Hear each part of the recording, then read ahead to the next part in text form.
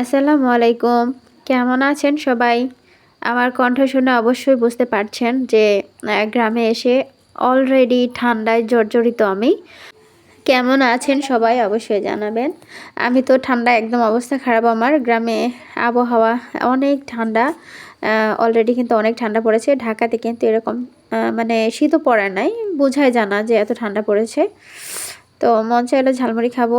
আমার ভাবি হচ্ছে হাতে ধনিয়া পাতা লাগাইছিল। তো ওখান থেকে ক্ষেত থেকে আমি একটু তুলে নিচ্ছি।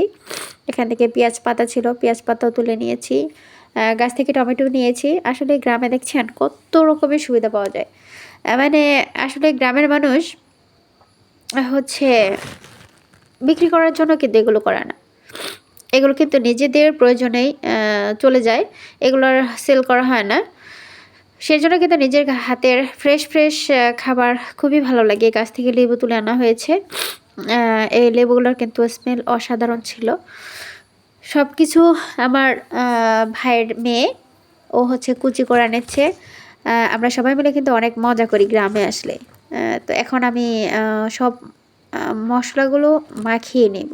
পেঁয়াজ, কাঁচামরিচ, তারপর হচ্ছে কাঁচা টমেটো, ধনেপাতা, শসা, লেবু কুচি সব কিছু দিয়ে আমি একটু মাখিয়ে নিচ্ছি।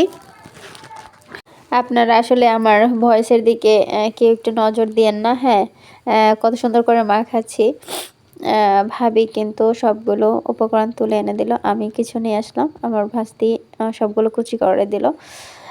আমি গ্রামে আসলে ভাস্তি আমি ভাবি খুব মজা করি। আসলে ঠান্ডায় আমি কথাই বলতে পারতেছি না। সবাই গ্রামে গেলে আপনাদের এক্সপিরিয়েন্সগুলো অবশ্যই আমার সাথে শেয়ার করবেন।